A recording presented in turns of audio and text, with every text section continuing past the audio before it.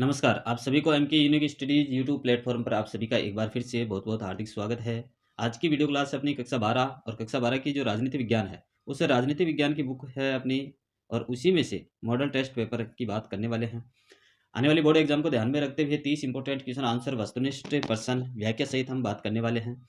चलिए बिना टाइम गवाए हम बात करें। पहला क्वेश्चन है अपना, वर्तमान में गुटनिरपेक्ष आंदोलन में कितने सदस्य हैं? तो ऑप्शन नंबर ए है 117, option number B 116, option number C 120, option number D 115। तो इसका इस द राइट आंसर होगा ऑप्शन नंबर से 120। और भी बात करें तो इसमें जो यूएनओ की बात करें अपन, यूएनओ की बात करें तो टोटल सदस्य देश है 193। यूएनओ की बात करें तो टोटल सदस्य देश कितने हैं? 193। और इसी में बात करें तो भारत है, भारत के पंडित जवाहरलाल नेहरू, नेहरू जी। और भी बात करें तो यूगोस्लाविया की जो राष्ट्रपति थे सुकुर्नो सुकुर्नो सुकुर्नो। और तीसरे व्यक्ति थे घाना के जो राष्ट्रपति थे वामे एनक्रुमा एनक्रुमा क्रुमा। ये तीन ऐसे सदस्य देश थे, तीन ऐसे व्यक्ति थे जो गुटनिरपेक्ष आंदोलन की नींव रखे थे। टोटल सदस्य देश कितने हैं? 120। यहीं पर बात करें तो जो प्रथम शिखर सम्मेलन हुआ था गुटनिरपेक्षता का, वो शिखर सम्मेलन हुआ था, फर्स्ट गुटनिरपेक्ष की बात करें शिखर सम्मेलन तो वो हुआ था 1961 में बेलग्रेड में।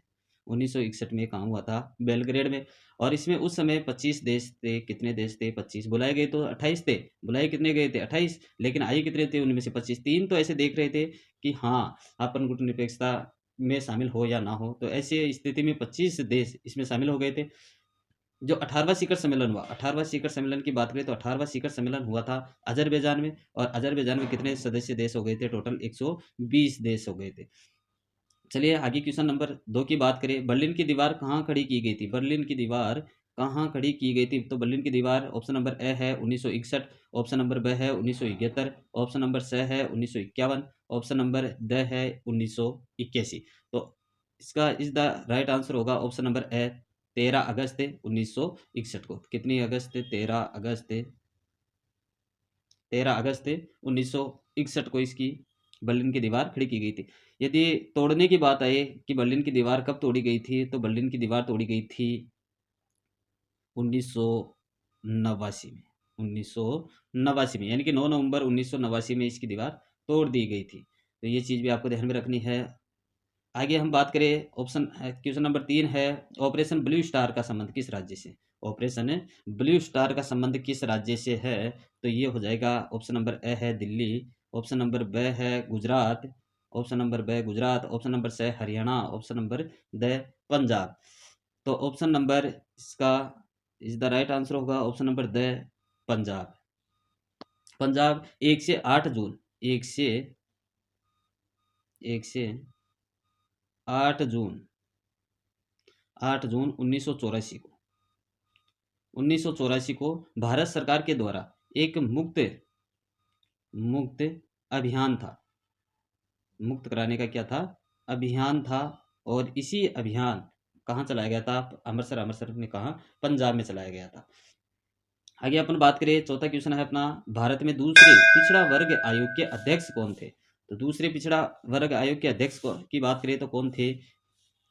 ऑप्शन नंबर ए है मोरारजी देसाई, ऑप्शन नंबर ब है काका कालेकर साहेब, ऑप्शन नंबर स है Ashok Mehta, option number the है वीपी मंडल। तो ऑप्शन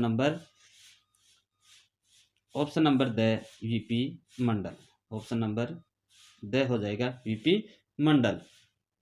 आगे क्वेश्चन की बात करें अपन, पांचवा क्वेश्चन है, रूस में साम्यवादी क्रांति किस वर्ष से संपन्न हुई थी? रूस में साम्यवादी क्रांति किस वर्ष संपन्न हुई थी? ऑप्शन नंबर ए है 1915, ऑप्शन नंबर ब है 1916, ऑप्शन नंबर स है 1917, ऑप्शन नंबर द है 1918।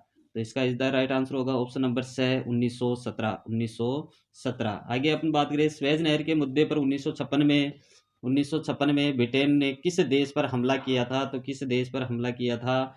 किस?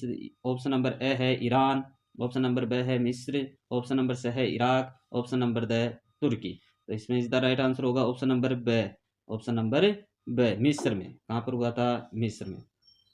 सातवां क्वेश्चन है, द्वितीय विश्व युद्ध के अंत में फलस्वरूप जिन दो महाशक्तियों का उदय हुआ था वो थी, ऑप्शन नंबर ए है अपना, ऑप्शन नंबर ए यूएसए और यूएसएसआर, भारत और चीन, चीन और यूएसएसआर, द है अपना यूएसएसआर और भारत।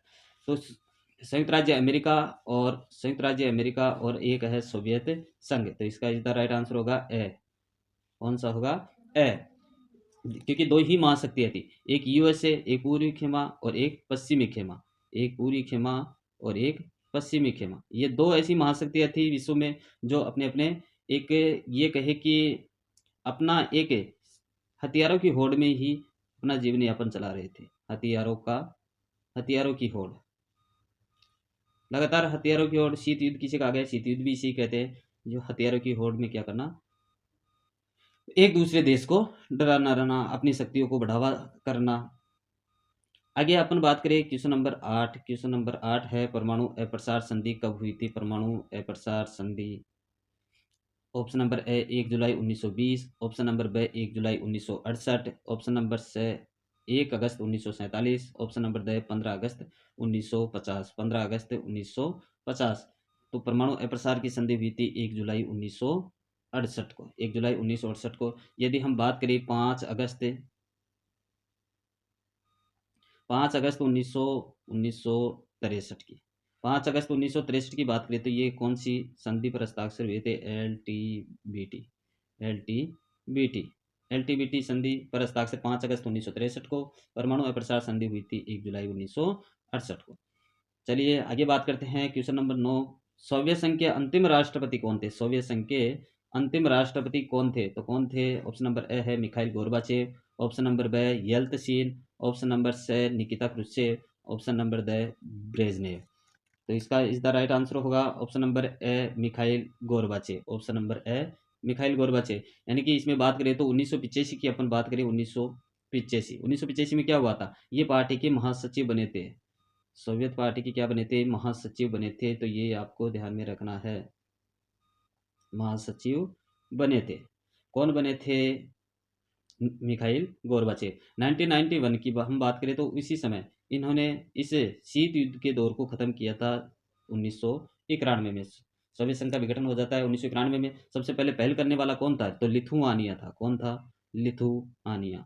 लिथुआनिया सबसे पहले पहल करता है 1990 में। 1990 में क्या करता है? लिथुआनिया सबसे पहले पहल कर देता है, सोवियत संघ का विघटन यहीं से शुरू हो जाता है। 1922 की हम बात करें तो 1922 में क्या हुआ? 1922 में इसमें 22 गणराज्य, 6 गणराज्य इसमें शामिल हो जाते हैं। लेनिन ने साम्राज्यवादी नीति की पालना की, समाजवादी पार्टी का गठन किया और उसी में क्या किया? सोवियत संघ के अंतिम राष्ट्रपति मिखाइल गोर्बाचेव इसे सोवियत संघ के विघटन की ओर ले जाते हैं। एक तरफ गुटनिरपेक्षता था तो एक तरफ क्या था? सोवियत संघ का विघटन। आगे अपन बात करें क्वेश्चन नंबर 10 है। क्वेश्चन नंबर 10 क्या कहता है? सार्क का स्थापना वर्ष क्या था? सार्क का स्थापना वर्ष था 1985, 1999, ऑप्शन नंबर से सन 2006, ऑप्शन नंबर द सन 2011। तो option number is the right answer है 1985। आगे हम बात करें तो आसियान की स्थापना की बात करें तो सन 1948 में, सन 1948 में 10 देश इसमें थे। बीवी लंबी मोटी चौड़ी कैसी, इंपॉर्टेंट एसटी, बीवी लंबी मोटी चौड़ी, और 5 देश और शामिल हुए, टोटल 10 देश थे। यानी कि इम्पोर्टेंट एसटी, इम्पोर्टेंट एसटी, इम्पोर्टेंट एसटी, Brunei, Darussalam, Vietnam, Laos, Myanmar, Cambodia, ऐसे पाँच और पाँच कितने देश हुए? 10। तो सार्क की स्थापना 1985 में हुई थी। आगे अपन बात करें क्वेश्चन नंबर 11। क्वेश्चन नंबर 11 की ओर बढ़ते हैं। निम्न में से किस वर्ष तिब्बती नेता दलाई लामा ने भारत में शरण मांगी थी?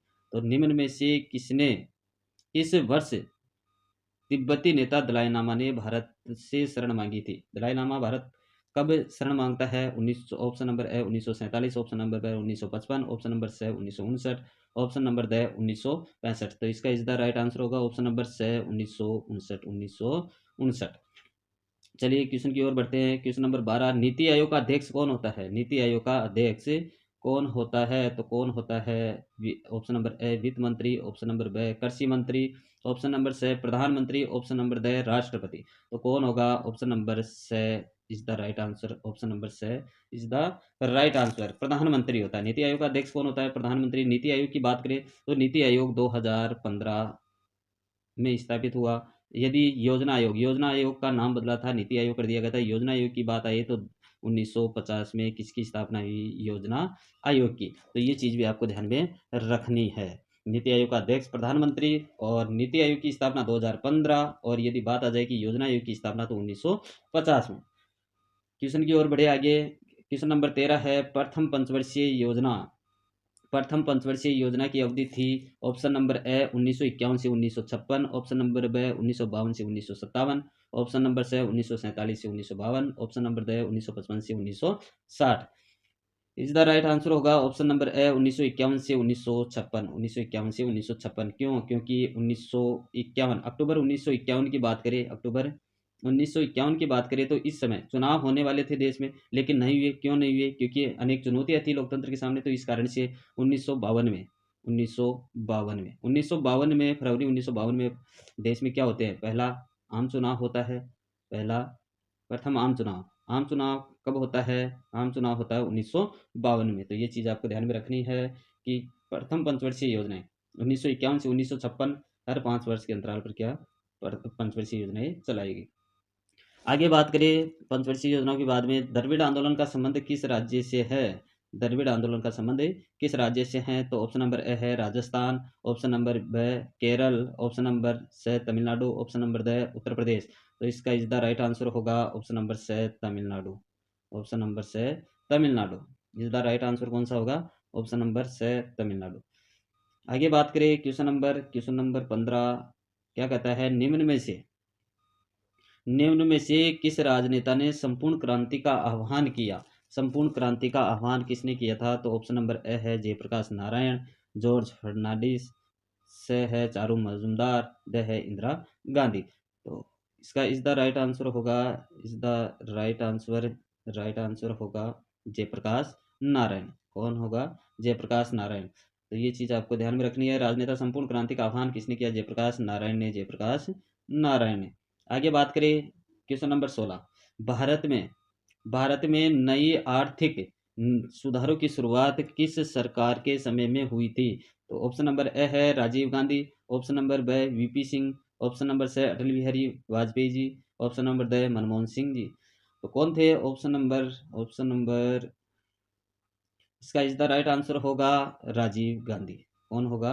राजीव गांधी। तो ये चीज़ आपको ध्यान में रखनी है। आगे बात करें अपन, आगे क्वेश्चन की ओर बढ़े। Question number 17। सोवियत संघ और संयुक्त राज्य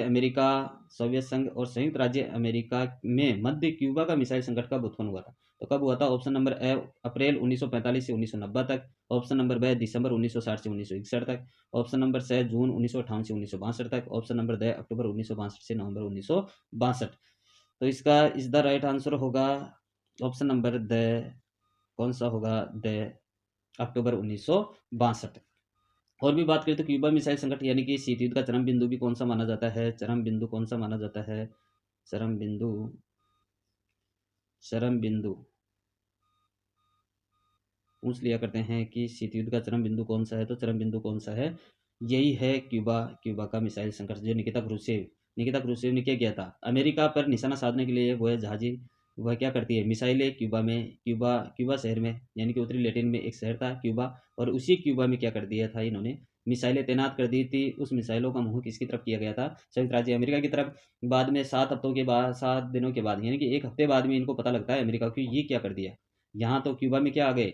मिसाइलें आ गई है, मिसाइलें तैनात हो गई है। तो इन्हीं मिसाइलों के डर के कारण उन्होंने, पूरे विश्व को लग रहा था कि कहीं ना कहीं युद्ध हो जाएगा, लेकिन नहीं हुआ। इस कारण से ये कहा जाता है कि 1962 का जो क्यूबा मिसाइल संकट था, ये एक चरम बिंदु माना जाता है। इसीलिए माना जाता है कि पूरी दुनिया को क्या लग रहा था? युद्ध हो जाएगा था, तृतीय वर्ल्ड वार शुरू हो जाएगा। तो ऐसी स्थिति में सभी को डर लग रहा था कि कहीं ना कहीं युद्ध हो जाए। तो लेकिन युद्ध नहीं हुआ, वह रोके रहे। इधर से अमेरिका को 1 हफ्ते बाद में पता लगा, तो क्या करते हैं वो जहाजी भेड़े उसके चारों तरफ की जो तो आ गए हैं, लेकिन अब और ना आ जाए। तो ऐसी स्थिति में उन्होंने क्या किया? चारों तरफ से क्या कर दिया? घेराबंदी कर दी थी। फिर बाद में समझाया गया अन्य देशों के माध्यम से, तो फिर दोनों ने अपने उन्होंने मिसाइलें हटाई, उन्होंने जहाजी भेड़े हटा लिए। तो कहीं ना कहीं युद्ध होने की संभावना बनी थी। तो ये क्वेश्चन आपको इम्पोर्टेंट 1962 का क्यूबा मिसाइल संकट भी याद रखना है।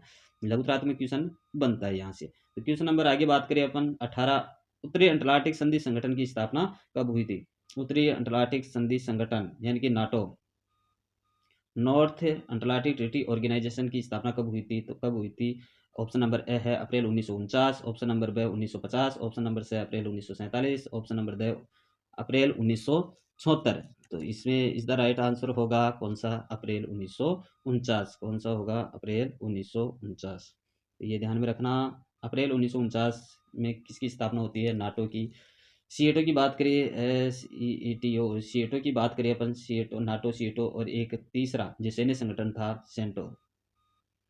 कौन सा था? सेंटो। तो नाटो, सीएटो और सेंटो, नाटो की स्थापना अप्रैल 1949 में होती है, सीएटो की और सेंटो की। सेंटो और वार्सा की बात करें तो ये दोनों तो 1955 में किसकी स्थापना होती है? सेंटो और वार्सा पैक्ट की, सीएटो की होती है 1954 में। तो ये चीज़ आपको ध्यान में रखनी है। चलिए आगे बात करते हैं पूंजीवादी दुनिया और साम्यवादी दुनिया। पूंजीवादी दुनिया और साम्यवादी दुनिया के बीच विभाजन का प्रतीक किसको माना जाता है? तो किसको माना जाता है? ऑप्शन नंबर ए है बर्लिन की दीवार, ऑप्शन नंबर बी चीन की दीवार, option number C shock therapy, और ऑप्शन नंबर डी उपरोक्त सभी। तो कौन सा आएगा? उपरोक्त सभी। उपरोक्त सभी, option number A is the right answer. Berlin की दीवार, बर्लिन की दीवार पूंजीवादी और साम्यवादी दुनिया, यानी कि एक तरफ यूएसए और एक तरफ कौन सा था? यूएसएसआर। यूएसएसआर, इनके बीच में कौन सी दीवार थी? बर्लिन की दीवार। बर्लिन की दीवार, इस दीवार का निर्माण हुआ था 1961 में और फिर तोड़ दी गई थी ये दीवार 1989 में इसको क्या कर दिया गया था? गिरा दिया गया था। चलिए आगे बात करते हैं, क्वेश्चन नंबर 20 की ओर बढ़ते हैं। शॉक थेरेपी अपनाई गई थी, शॉक थेरेपी अपनाई गई थी, शॉक थेरेपी। ऑप्शन नंबर ए 1988, ऑप्शन नंबर ब 1989 में, ऑप्शन नंबर सी 1990 में, ऑप्शन नंबर द 1992 में। तो इसका इस द राइट आंसर होगा ऑप्शन नंबर सी 1990 में। ऑप्शन नंबर सी 1990 में। शॉक थेरेपी चोट पहुंचाकर उपचार करना, चोट पहुंचाकर उपचार करना, उपचार करना, चोट पहुंचाकर उपचार करना, ये कौन सी नीति है? Shock therapy. ये विश्व बैंक से अपनाई गई थी, विश्व बैंक से, आईएमएफ, आईएमएफ। कौन सी नीति अपनाई गई? Shock therapy, shock therapy. आगे क्वेश्चन की ओर बढ़े अपन। क्वेश्चन नंबर 21 है, भारत का सिंधु नदी जल बंटवारे को लेकर, भारत का सिंधु नदी जल बंटवारे को लेकर किस देश के साथ विवाद रहा? ऑप्शन नंबर ए Sri Lanka, option number B Bangladesh, option number सी Pakistan, option number D Bhutan. तो इसका इस द राइट आंसर होगा ऑप्शन नंबर सी पाकिस्तान, ऑप्शन नंबर सी पाकिस्तान। आगे बात करें, क्वेश्चन की ओर बढ़ते हैं। क्वेश्चन नंबर 22, 29 अप्रैल 1954 को भारत के प्रधानमंत्री पंडित जवाहरलाल नेहरू ने किस देश के साथ पंचशील समझौता किया था? सॉरी गाइस, कॉल आ गई थी बीच में। क्वेश्चन नंबर 22 है, 29 अप्रैल 1954 को भारत के प्रधानमंत्री पंडित जवाहरलाल नेहरू ने किस देश के साथ पंचशील सिद्धांतों पर हस्ताक्षर किया? तो किसके द्वारा? ऑप्शन नंबर ए है चीन, ऑप्शन नंबर ब है भारत, ऑप्शन नंबर स है दक्षिण अफ्रीका, ऑप्शन नंबर ड है भूटान। तो ऑप्शन नंबर ए है इज द राइट आंसर, चीन, चीन। आगे बात करें, पंचशील सिद्धांत चीन हो गया। क्वेश्चन नंबर 23, द्वितीय पंचवर्षीय योजना की प्राथमिकता का विषय था कृषि, उद्योग, कृषि, कृषि, उद्योग, पर्यटन, यातायात। तो द्वितीय पंचवर्षीय योजनाओं का प्राथमिक विषय था कौन सा? प्राथमिक विषय, प्राथमिक विषय ऑप्शन नंबर ब उद्योग, ऑप्शन नंबर ब उद्योग। उद्योगों पर जोर दिया गया, संरचनात्मक परिवर्तन इसका मुख्य नारा था, संरचनात्मक परिवर्तन, संरचनात्मक, संरचनात्मक परिवर्तन। और कृषि की बात करें तो कृषि जो इसका प्रमुख नारा था, धीरज, धीरज। तो ये चीज़ आपको दोनों में दोनों ध्यान रखनी है। प्रथम पंचवर्षीय योजना धीरज, सेकेंड पंचवर्षीय योजना है संरचनात्मक परिवर्तन पर, जिसमें उद्योगों पर जोर दिया गया। और प्रथम पंचवर्षीय योजना की बात करें तो कृषि पर जोर दिया गया था और इसका मुख्य नारा क्या था? धीरज। चलिए आगे क्वेश्चन नंबर की ओर बढ़ते हैं। क्वेश्चन नंबर 24, निम्न में से किस वर्ष भारत ने द्वितीय परमाणु परीक्षण किया था? निम्न में से किस वर्ष भारत ने द्वितीय परमाणु परीक्षण किया था? ऑप्शन नंबर है 1978, ऑप्शन नंबर ब 1988, ऑप्शन नंबर से 1998, ऑप्शन नंबर 2008। तो option number is the right answer, option number से हो जाएगा 1998, 1998 में द्वितीय परमाणु परीक्षण पोखरण में किया गया था, जैसलमेर का एक गांव पोखरण। क्वेश्चन नंबर 25 की ओर बढ़े। दक्षिण भारत में चले द्रविड़ आंदोलन का नेतृत्व किसने किया था? द्रविड़ आंदोलन का नेतृत्व करने वाले कौन थे? तो ऑप्शन नंबर ईवी रामास्वामी ने, ब इंदिरा गांधी ने, शेख अब्दुल्ला ने, ड हरचंद लोंगोवाल ने। तो option number is the right answer होगा ए, ईवी रामास्वामी। ईवी रामास्वामी ने क्या किया था? द्रविड़ आंदोलन का नेतृत्व किया था। तो इज द राइट आंसर है। क्वेश्चन नंबर 26, सन 1977 में प्रथम गैर कांग्रेसी सरकार का नेतृत्व किसने किया था? तो अटल बिहारी वाजपेयी ने, चौधरी चरण सिंह जी ने, स है जयप्रकाश नारायण ने, ऑप्शन नंबर द है मोरारजी देसाई ने।